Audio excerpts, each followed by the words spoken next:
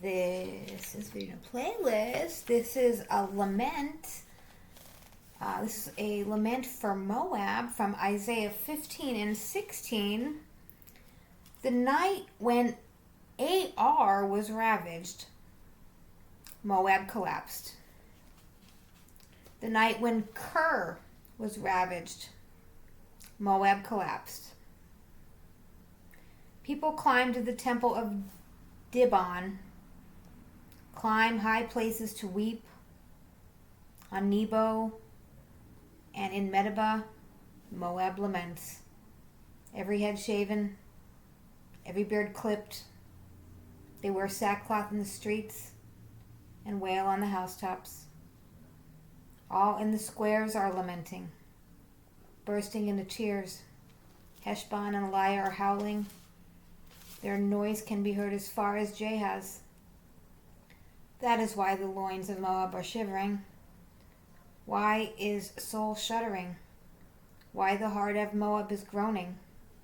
Why its fugitives are as far afield as Zor, Egloth, Shelishiyah. Slopes of Luhith, they climb them weeping. On the road of Horonaim, they utter heart-rending cries. The waters of Nimrim are a wasteland. The grass dried up, the turf all withered. Nothing green anymore. That is why they are busily preparing.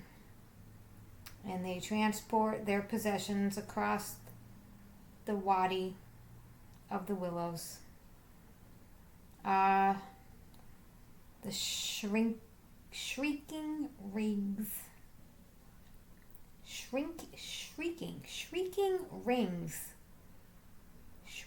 rings around the whole territory of Moab. Its wailing resounds right to Eglaim, echoes as far as Beer Elim.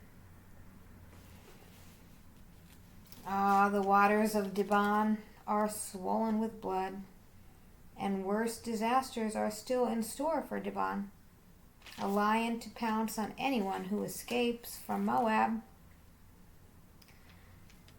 and on the few survivors of that country. Send lambs to the king of the country from Salah by the way of the desert to the mountain of the daughter of Zion, flying backwards and forwards like bewildered nestlings.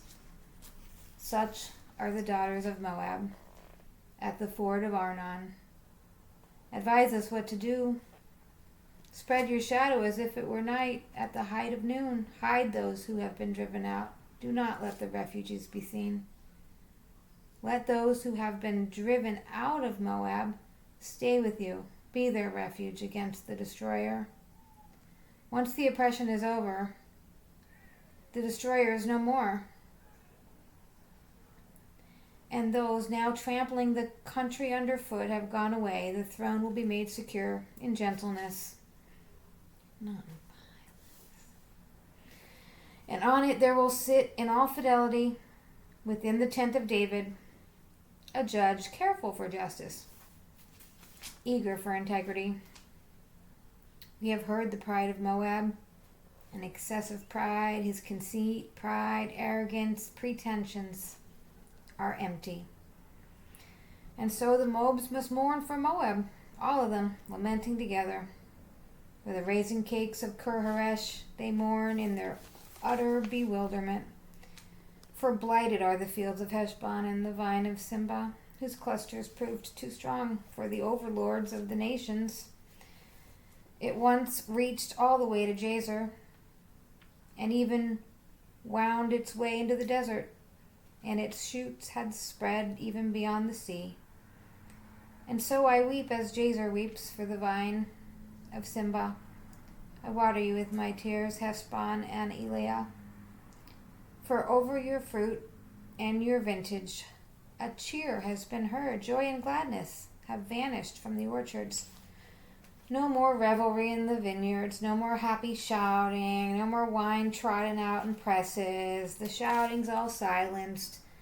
And so for Moab, my whole being quivers like lyre strings, my inmost self for Ker Hareseth. In vain may Moab go to wear himself out at high places, to come and pray in his temple. He can do nothing.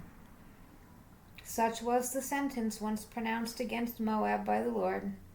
Now the Lord proclaims, within 3 years, as a wage earner reckons them, the glorious power of Moab, despite his teeming population, will cease to command respect.